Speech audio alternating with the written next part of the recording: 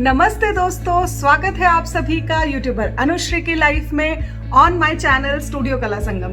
तो अगर आपको मेरे ये व्लॉग्स अच्छे लग रहे हैं, आपने सब्सक्राइब किया है तो इसे शेयर भी करिए और लाइक करिए मेरे वीडियोस को। और अगर आपने सब्सक्राइब नहीं किया है तो मेरे चैनल को प्लीज़ सब्सक्राइब करिए। मुझे बहुत एनकरेजमेंट मिलती है और खुशी बहुत होती है जब मैं देखती हूँ मेरे सब्सक्राइबर कंटिन्यूसली बढ़ रहे हैं। तो अंदर से एक एनर्जी और मुझे मिलती है कि नहीं, I have to create good content and कुछ और अच्छा मुझे आप सबके लिए लेकर आना चाहिए। तो सब्सक्राइब ज़रूर करिए। हाँ, तो आज मैं आपको बताना चाहती हूँ कि मेरे इस घर में मुझे 3 साल होने वाले हैं बहुत जल्द ही। From a stranger to this country to buying a house in this country, it was roller coaster ride I would say. तो जब मैं यहाँ आई थी बिल्कुल एक ऐसे कहते हैं ना, एक जैसे एक बच्चा जैसे कुछ समझ में नहीं आता है, ना उसे भाषा आती है, ना वो अपनी बात एक्सप्रेस कर सकता है, बिल्कुल वैसा ही कुछ हाल था मेरा। और यहाँ पर आने के बाद लैंग्वेज सीखना वो एक काइंड ऑफ स्ट्रगल है, मतलब मेरे लिए तो एक स्ट्रगल था।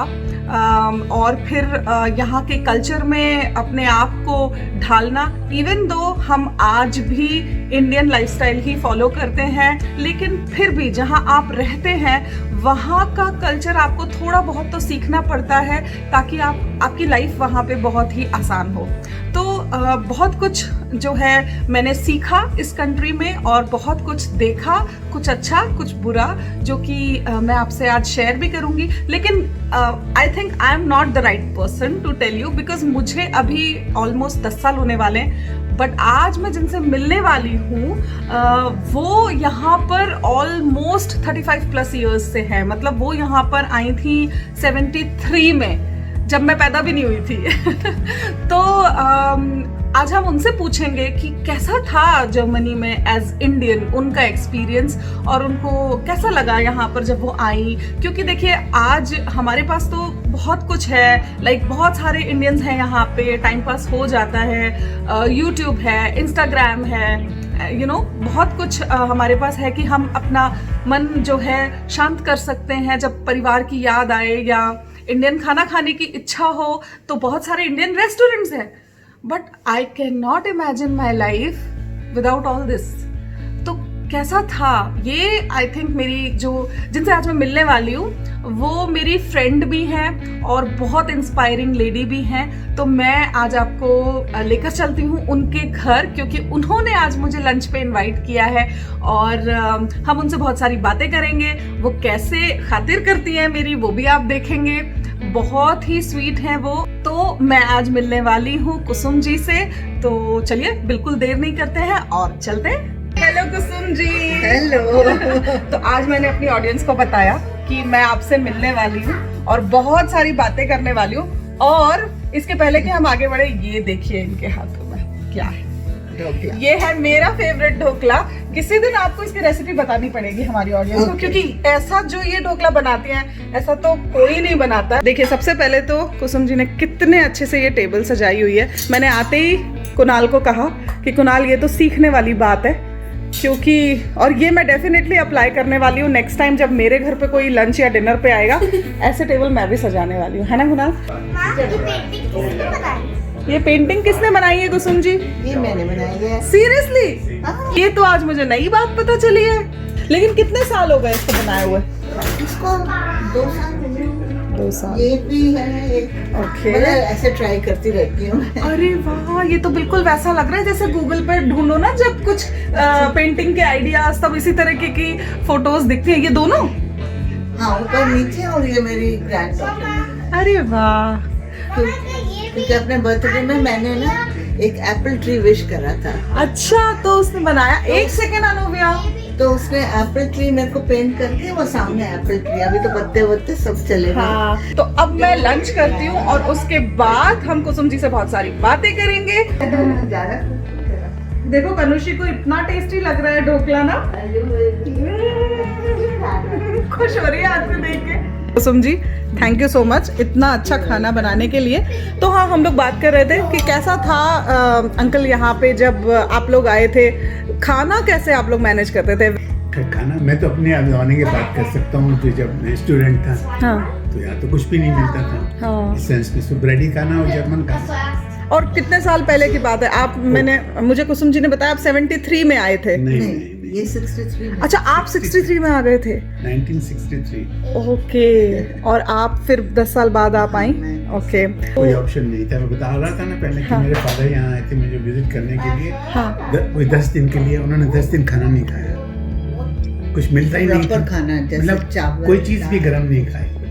यानी कि चाइनीज रेस्टोरेंट थे यहाँ पर और तो कुछ होता नहीं था। वहाँ पर भी उनके राइस में भी अंडे वगैरह या कोई ऐसी चीज होती थी, वो भी नहीं खा सकते। अरे तो जब वो वापस गए बहुत बहुत दुख हो गए, दुखी हो गए। मैं आई थी ना यहाँ पर, तो यहाँ कोई मसाले नहीं मिलते थे, तो हम लोग लंदन जाते थे मसाले खरीदने। शॉपिंग के लिए अदरक भी देखने कोई नहीं मिलती थी कभी। अदरक भी नहीं? नहीं, यहाँ किसी मतलब सोचो कुणाल, आप इमेजिन कर सकते हो बिना अदरक और नॉर्मल चीजें। कोई बैंगन नहीं, कोई अदरक नहीं, कोई इंडियन वेजिटेबल्स नहीं, कोई शॉपिंग नहीं तो होती थी। वेजिटेबल्स में क्या मिलता था आलू के अलावा? ऑफ कोर्स आलू तो मिलता होगा। वहाँ पे गोभी। गोभी, बंद गोभी, जो इनके अपने, जैसे हम लोग यूज टू हैं, भिंडी और बैंगन और करेले, ये सब कुछ नहीं मिलता था। और ना ही कोई मसाले मिलते थे, तो बहुत परेशानी होती थी। एंड पता है, मैं जब आ रही थी तो मैंने अपनी ऑडियंस को ये भी बोला कि जैसे हमारे लिए आज अगर हम देखें तो बहुत एक जैसे सपोज जब कोई नया आता है तो हर चीज़ में आपको ढलना पड़ता है ना। किसी अलग कंट्री में आ रहे हो, बीइंग इंडियन, आप तो हिंदी बात करते हो, आपको हिंदी कंफर्टेबल लगती है। यहाँ आते हैं तो कुछ समझ में नहीं आता, सब जर्मन में बात कर रहे हैं। पहले तो लैंग्वेज सीखो, फिर आसपास के माहौल को समझो कैसा है। लेकिन फिर भी हमारे लिए ये है कि जैसे आजकल की जो जनरेशन है, हम लोग इंस्टाग्राम पे टाइम पास कर लेते हैं, है ना, यूट्यूब है इतना। आप लोग का कैसा लाइफस्टाइल था तभी? टीवी में आप लोग देखते थे कुछ टीवी या? मैं टीवी देखती थी पर कुछ समझ ही नहीं आता था, तो 5 मिनट देख के फिर मैं तो अपना बंद कर देती थी। तो सब अपने जर्मन में आता था? सब कुछ जर्मन, सब कुछ जर्मन। मुझे लग रहा है अंकल, जो आप में खाने में जो चेंजेस आए हैं वो इसी वजह से शायद, कि आप इतने सालों से यहाँ हैं ना, तो आप यहाँ के उसमें लाइक आपको यूज्ड टू हो गए, आपको ब्रेड्स अच्छी लगने लगी, आपने रोटी को रिप्लेस कर दिया ब्रेड से। मुझे जैसे हाँ आपने बताया कि टीवी में सब जर्मन आता था, कैसे? ये तो जॉब पे चले जाते होंगे, आपके पास तो कोई एम्प्लॉयमेंट भी नहीं थी उस टाइम। तो मतलब मैं कभी कभी जब मैं आज मैंने सोचा ना जब कि मैं आपसे पूछूंगी ये सब, और मैं रास्ते में यही सोचती हुई आ रही थी कि कैसे, मतलब अगर मैं इमेजिन करूं कि मेरे पास टीवी नहीं है, इंटरनेट नहीं है, कोई फ्रेंड्स नहीं है, हाँ, टेलीफोन भी नहीं, टेलीफोन नहीं है था। हमको वहाँ पोस्ट ऑफिस जाके एक्सचेंज से बुक करनी पड़ती थी टेलीफोन। 1 घंटा 2 घंटे लग जाते थे। वही मैं बोल रही हूँ आपको कि मतलब मैं आज अपनी लाइफ इमेजिन नहीं कर सकती हूँ सोशल मीडिया के बिना। और आज फिर भी हम लोग कंप्लेंट करते हैं, होम सिकनेस हो रही है, घर की याद आ रही है, रो देती हूँ मैं तो। महीने में 1 या 2 बार तो मेरा होता ही है जब मेरा बिल्कुल ही इमोशनल बर्स्ट आउट होता है कि अरे यार अब बस हो गया, जाना है। जब मैं सोच रही थी आप लोग के बारे में तो मुझे लग रहा था सच इंस्पायरिंग आपकी जो स्टोरी है वो है कि। और आप लोग के फ्रेंड्स सबसे पहले कौन बने? मेरे तो जर्मन फ्रेंड। जर्मन्स। तो फिर उनसे भी आपकी लैंग्वेज इंप्रूव हुई होगी? नहीं, उनकी इंग्लिश इंप्रूव हो गई।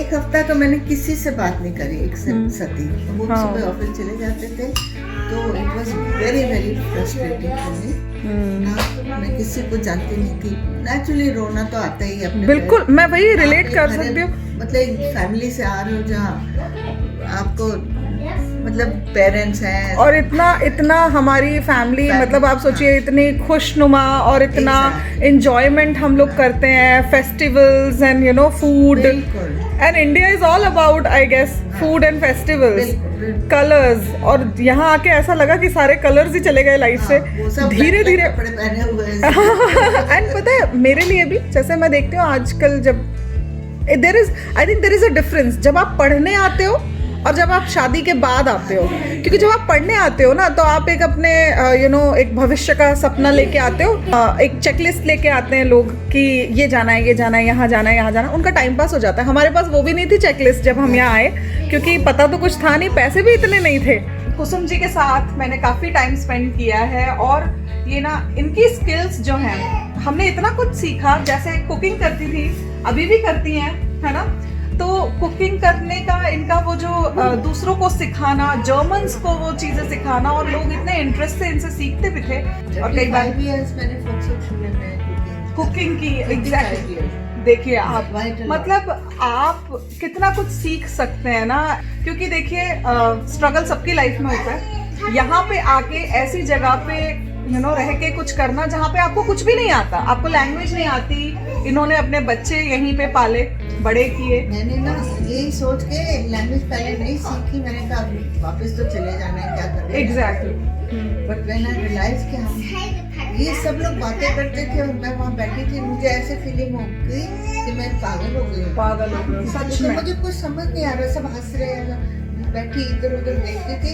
फिर मैंने कहा नहीं, ऐसा नहीं चलेगा, लैंग्वेज आनी बहुत जरूरी है। तो एग्जैक्टली तो मेरा बेसिकली ये कि जो भी हमारा ये वीडियो देख रहे हैं, अगर आप जब भी आप अगर जर्मनी आते हो और आपको ऐसा लगता है ना कि आप डिप्रेस हो रहे हो, तो आप इनकी बातें जरूर सुनिए और जहन में उतार लीजिए, क्योंकि इन्होंने तो हमसे भी डिफिकल्ट टाइम देखा है। तो जब ये इतना हैप्पीली यहाँ पर सरवाइव करके, और नॉट इवन आई वुड से सरवाइव करना नहीं है, ये इन्होंने तो यहाँ पे रह के इतना इंस्पायर किया है बाकी लोगों को भी। हम आज तक इनसे पूछते हैं और सीखते हैं, तो समझिए ये कैसे होगा, ये कहाँ से मिलेगा, वो कैसे होगा। और हम लोग ये यंग जनरेशन से सब सीखते हैं। मेरी डांस टीम में जितने भी लोग हैं जो मेरे से डांस के थ्रू जुड़े हुए हैं, सारे मुझसे 10-10 साल छोटे हैं। तो एक जनरेशन गैप आ गया हम में।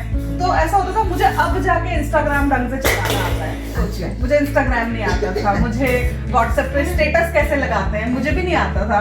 फिर बहुत सारे, जैसे सब जब मैं फेसबुक एंजॉय करती थी, वो सारे फेसबुक से चले गए कि फेसबुक पे तो कोई होता ही नहीं है। तो ये चीजें हमने भी सीखी।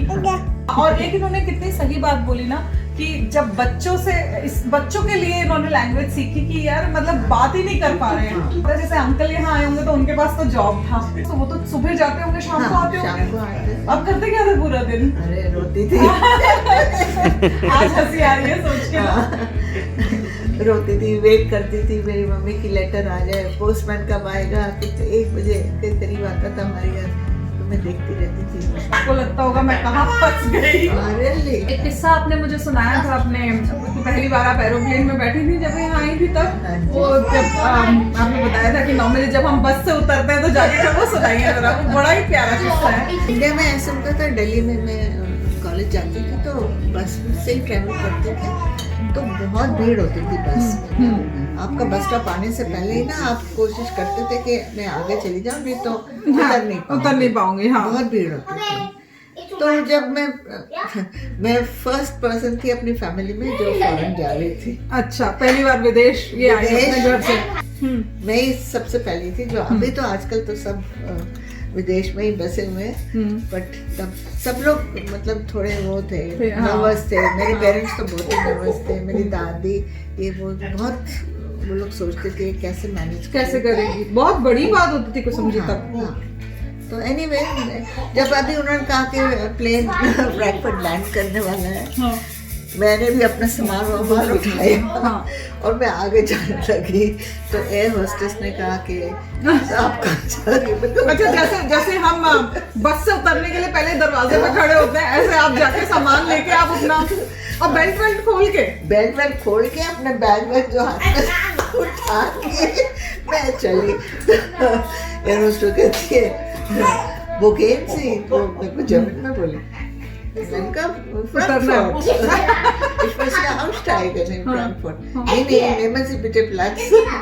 इन्होंने बोला कि इनसे पूछा एयर होस्टेस ने कि कहाँ जा रही हैं आप जर्मन में, तो इन्होंने कहा मुझे तो फ्रैंकफर्ट उतरना है। उन्होंने कहा आप बैठ जाइए। नहीं, आज सोच के आपको कितनी हंसी आती है। आज सोचती हूँ ना, मतलब अपने ऊपर इतनी हंसी आती है कि कितना। जब सती के बॉस ने हमको फर्स्ट टाइम 1 हफ्ते बाद उसने हमको अपने घर इनवाइट करा, फिर वो बाद में मेरे से हमारी बाद में बात हुई तो मेरे से पूछे तुम्हें उस दिन हमारे घर अच्छा नहीं लगा था? मैंने कहा मेरे तो जाने को दिल नहीं था। पर क्योंकि हम लोग इंडिया में खाना खा के आधे घंटे में चले जाते हैं। तो फिर वहाँ मुझे रियलाइज हुआ, देखो हमारे कल्चर का डिफरेंस है। अच्छा, यहाँ पे कैसे कि खाना खा के अगर आप जल्दी चले गए तो लोग सोचते थे कि आपको अच्छा नहीं लगा, वो सब शुरू। न्यूट्रिशियस डाइट हाँ। खाने के बाद होता है। हाँ, तो और वो हम चले गए, हाँ तो वो सोची कि शायद हमें अच्छा नहीं लगा। हाँ एग्जैक्टली। और हमको दिल कर रहा था, मैं तो 1 हफ्ते बाद किसी से बात करी थी। हाँ। मैं तो बैठना चाहती थी। हाँ, तो कुसुम जी की बातें सुनकर आज मुझे यह एहसास हुआ कि लाइफ में पॉजिटिव रहना कितना ज़रूरी है, और बस इसी तरीके से उनकी बातें सुनते हुए ये पूरा दिन आज हमारा बीता, और इतना अच्छा लग रहा था उनसे बात करके, इतना कुछ सीखने मिला। बातों के साथ साथ खाना पीना भी चल रहा था, और अब हो गया था टाइम डेजर्ट का। कुसुम जी ने बहुत ही डिलीशियस सी सेवइयाँ बनाई थी, और बच्चों के लिए देखिए उन्होंने आइसक्रीम को इतने क्रिएटिव तरीके से प्रेजेंट किया। यहाँ पर उस पर चॉकलेट सॉस डाला, जो उन्होंने चॉकलेट को मेल्ट करके बनाया, और कुछ फ्रूट्स डाले, और इतना टेम्पटिंग ये लग रहा था। और बस फिर उसके बाद हमारी बातें और कंटिन्यू रहीं। पुनर्व ने बहुत प्यारा सा गाना भी गाया।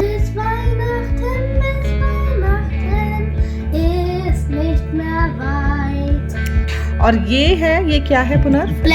प्लेट्सियन। ओके, तो ये जैसे हमारे जो कुकीज़ हैं, जर्मन कुकीज़ ना, जो जर्मनी में क्रिसमस के टाइम पे सब बनाते हैं। कुसुम जी, आपने ये खुद बनाई है? हाँ जी। Yes of course you can try. लेकिन मैं देखो इसमें ना काफ़ी अलग अलग तरह की दिख रही हैं। ये क्या है? ये बुटर वाली बटर कुछ डिफरेंट ये है। वनीला देखो कितनी कलरफुल कुकीज़ ये लग रही हैं, इन्होंने घर में बनाई है। ये है मेरी बढ़िया सी चाय, और उसके साथ ये कुकीज, और ये मठरी। हाँ, ये मठरी ये तो खैर हमारे ये तो हल्दीराम की है। बस फिर हम लोगों ने साथ में अपनी चाय और स्नैक्स एंजॉय किया। मैं उम्मीद करती हूँ कि आपको आज कुसुम जी की बातें सुनकर, उनके एक्सपीरियंस से कुछ ना कुछ सीखने ज़रूर मिला होगा। अगर आपको ये वीडियो पसंद आया तो इसे शेयर करिए, मेरे चैनल को सब्सक्राइब करिए, और अब मैं आपसे मिलूँगी अपने नेक्स्ट वीडियो में। तब तक के लिए stay healthy and stay safe. Bye bye.